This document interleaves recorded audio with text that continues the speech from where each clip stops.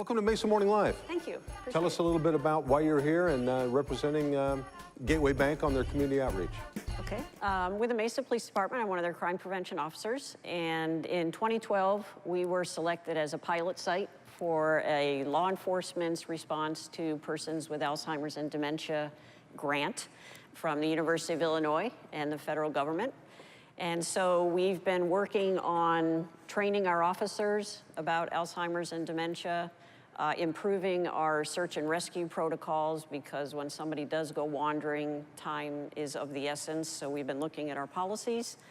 And we're looking at developing somewhat of a registry for people that are prone to wandering, so that once they're in our system, we actually have immediate access to their identifying information, their photos, and again, that expedites our search and rescue. So what I've done from that, we've trained all our officers from street level right up to the chief. Every sworn officer's had a 1-hour class on Alzheimer's. We're gonna be offering a 4-hour advanced class this coming spring that is going to be taught by some of our partners. The Banner Alzheimer's Institute, Alzheimer's Association, Oakwood Creative Care.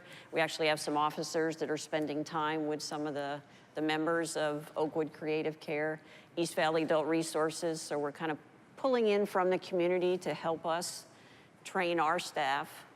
And from that, the Alzheimer's Aware is the logo that the grantor has decided that we're gonna be using, that's going to be rolled out nationwide. Once the pilot project is done, then every law enforcement agency will be participating in the Alzheimer's Aware. Great.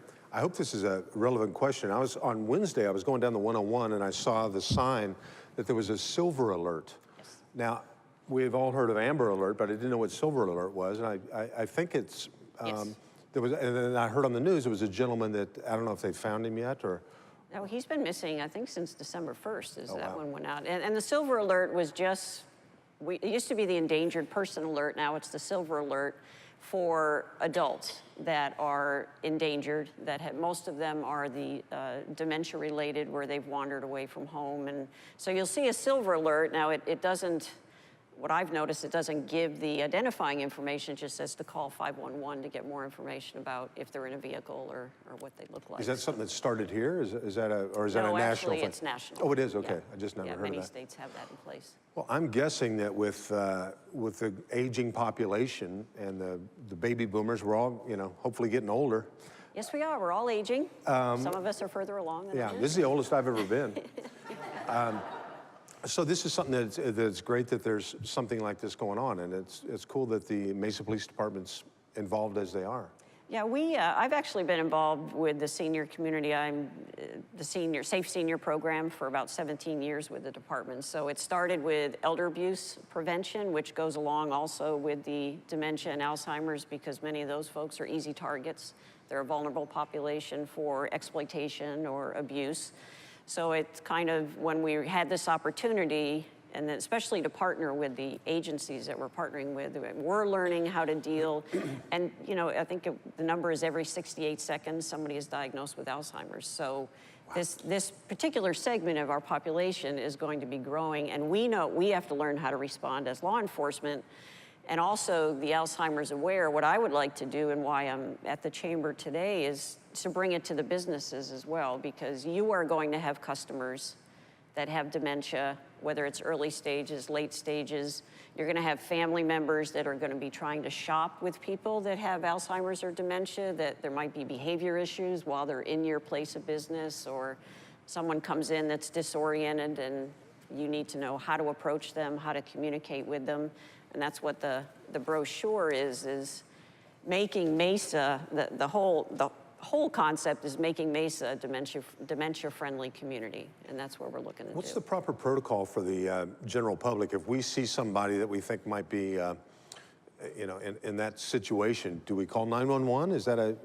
Call 911 if someone comes into your business that appears lost, confused, disoriented, asking for directions, maybe having problems communicating with speech, some of the symptoms of dementia. You can call law enforcement.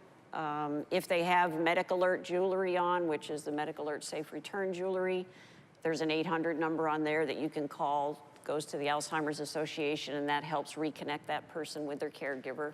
But certainly give us a call, because we will go out, we'll try to get information. Now, we've had circumstances where the person had no idea who they were, didn't have any ID on them, and so then we have to wait until somebody's been reported missing to try to connect them to their proper caregiver, or possibly they still live alone, because 70% of those with Alzheimer's still live at home.